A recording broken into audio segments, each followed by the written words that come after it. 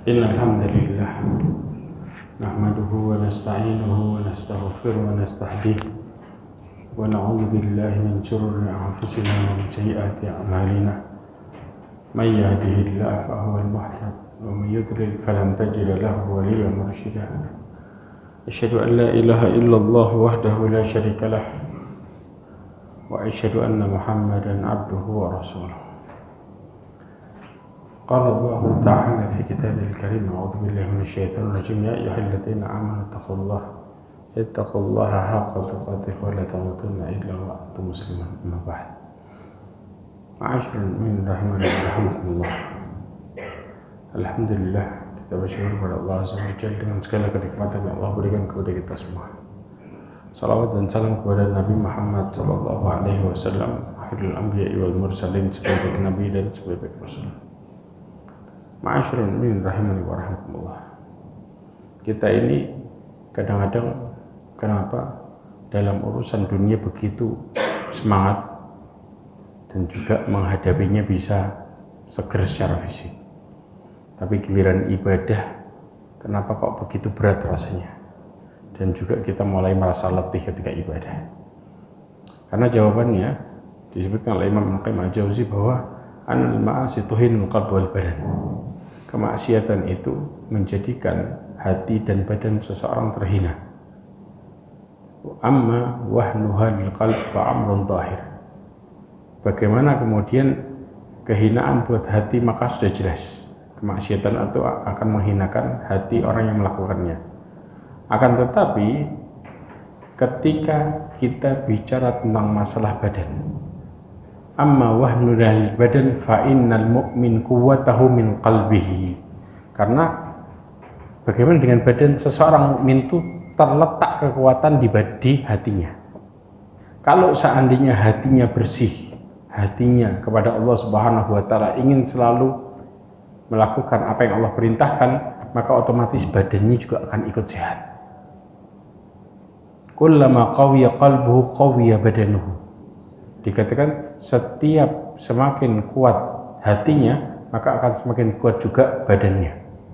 Sejalan. Tapi sebaliknya, wa ammal fajir, para pendosa, wa inna kana qawiyul badan fahuwa ad'af syai'an indal hajah. Subhanallah. Para pendosa itu mungkin secara fisik dia kuat, tapi pada waktu dibutuhkan buat ibadah, maka dia orang paling lemah di saat itu. Akan muncul berbagai macam keluhan yang sehingga kita merasa seakan-akan ibadah ini jauh lebih berat dibanding kita olahraga 3 jam. Kenapa? Karena hatinya bermasalah. Maka di sini orang-orang yang melakukan kemaksiatan kepada Allah Subhanahu wa taala, Allah gambarkan bagaimana hatinya. Allah mengatakan di dalam Al-Quran surat Al-Baqarah ayat 10, kata Allah, fi qulubihim maradun fazadahumullahu marada. Di dalam hatinya ada penyakit, maka Allah tambahin penyakitnya. Penyakit karena kemaksiatan, sehingga Allah tambahin penyakitnya. Disebutkan oleh Al-Imam Ibnu Katsir, dinukil dari Abdurrahman ibn Zaid, dalam tafsirnya disebutkan bahwa penyakit yang dimaksud adalah penyakit dalam masalah agama.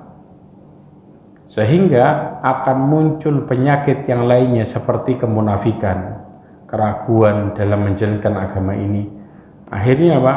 Akhirnya badannya pun ikut menjadi lemah. Bahkan disebutkan juga oleh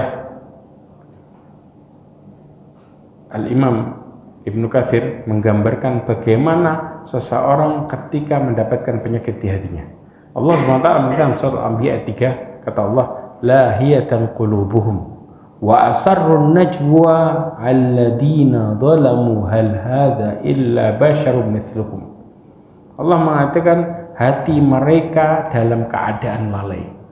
Kalau sudah sakit hatinya karena dosa, maka otomatis akan menjadi lalai. Dan mereka yang zalim itu merahasiakan pembicaraan mereka dengan mengatakan orang ini tidak lain hanyalah seorang manusia seperti engkau. Bagaimana mereka menuduh Rasulullah SAW bukan sebagai utusan. Di dalam tafsir Ibnu Katsir disebutkan bahwa penyakit itu terjadi di dua hal, secara fisik ataupun secara hati. Apa yang terjadi dalam hatinya? Yang pertama, hati mereka lalai. Yang kedua, hati mereka berpaling dari semua apa yang Allah perintahkan. Dan yang ketiga, mereka semua tergiur dengan dunia, sehingga urusannya kepada Allah Subhanahu wa Ta'ala begitu jauh. Kemudian bagaimana fisiknya? Fisiknya mereka ketika beribadah secara fisik hanya bermain-main, tidak ada keseriusan sama sekali. Yang kedua, mereka dipenuhi dengan syahwat, hidupnya hanyalah ingin memenuhi syahwatnya saja. Yang ketiga, mereka melakukan semua yang mereka lakukan adalah kebatilan alias sia-sia, karena tidak ada sama sekali belajar dalam hidupnya. Tidak ada sama sekali mereka menginginkan melakukan apa yang Allah perintahkan. Tidak ada sama sekali bahwa mereka menjauhi murka Allah Subhanahu wa Ta'ala, serta perkataannya semua dusta. Kalau sudah sakit hatinya, maka perangainya semua menjadi buruk. Kemudian juga Allah Subhanahu wa Ta'ala menggambarkan orang kalau sudah sakit hatinya, maka mereka akan condong kepada kesesatan. Sebagaimana Allah mengatakan, fa'ammal ladzina fi qulubihim zayghun fayattabi'una ma tashabaha minhu ibtigha'al fitnati wa ibtigha' ta'wili. Dalam surat Al-Imran ayat 7, Allah katakan orang-orang yang hatinya condong dalam kesesatan, mereka mengikuti ayat-ayat mutasyabihat, ayat-ayat yang syubhat. Mereka lebih ikutin daripada ayat-ayat yang jelas. Kenapa? Disebutkan oleh tafsir Ibnu Katsir, karena mereka menyukai perkara yang batil, lebih mereka senangi daripada perkara yang jelas-jelas benar. Bahkan juga Allah Subhanahu wa Ta'ala menjadikan perilakunya, kehidupannya dipenuhi dengan 3 masalah, kata Imam Ibnu Katsir. Yang pertama, selain dipalingkan dia dari hidayah, Allah akan membuat hidupnya penuh keraguan. Dalam menjalankan hidupnya semua dipenuhi rasa ragu. Yang kedua, mereka diiringi dengan bimbang. Dan yang ketiga, mereka dihinakan dalam hidupnya, seumur hidupnya. Ini dampak dari hati yang sakit. Dan na'udzubillahnya ya ikhwah, mereka tidak peduli dengan aturan Allah Subhanahu wa Ta'ala. Kalau sudah tidak peduli dengan aturan Allah, secara fisik hasil hidupnya ada 3. Kata Allah Subhanahu wa Ta'ala dalam surat Al-Kahfi ayat 28, wala tuti man aghfalna qalbahu an dzikrina. Allah mengatakan, janganlah engkau taati orang-orang yang kami lalaikan hatinya dari mengingatkan. Di sini apa yang terjadi? Orang-orang tersebut menyibukkan dirinya dengan dunia, melupakan agamanya, serta melupakan beribadah kepada Allah Subhanahu wa Ta'ala. Hasilnya apa? Semua amalnya, kata Imam Ibnu Katsir, hura-hura, berlebihan dan sia-sia. Tidak ada manfaat sedikit pun di balik hidupnya dan tidak mendatangkan pahala sama sekali. Bahkan ketika mereka bersedekah hanya ingin dilihat sebagai orang yang baik, bukan karena Allah Subhanahu wa Ta'ala. Ini kalau hatinya sakit. Tapi sebaliknya, bagaimana kalau fisiknya yang sakit tapi hatinya sehat? Kalau fisiknya yang sakit tapi hatinya sehat, maka Al-Imam Ibnu Qayyim Al-Jauzi mengatakan bahwa seorang yang beriman kepada Allah Subhanahu wa Ta'ala, hati dan rohnya akan mengambil manfaat dari penyakit, serta dia akan mengambil kehidupan dari ujian Allah Subhanahu wa Ta'ala yang tidak bisa dirasakan oleh kecuali orang-orang yang hidup hatinya. Tapi sebaliknya, seorang yang hatinya rusak, maka mereka seperti seekor onta yang diikat. Ketika dilepaskan, dia tidak tahu kenapa dia diikat dan dia tidak tahu kenapa mereka dilepaskan. Inilah yang disebut dengan orang-orang yang hatinya sakit. Mereka tidak tahu kenapa ujian datang dan mereka tidak tahu kenapa ujian pergi. Tapi sebaliknya ya ikhwah, Allah Subhanahu wa Ta'ala memberikan begitu banyak rahmat bagi orang-orang yang hatinya hidup dan bersih.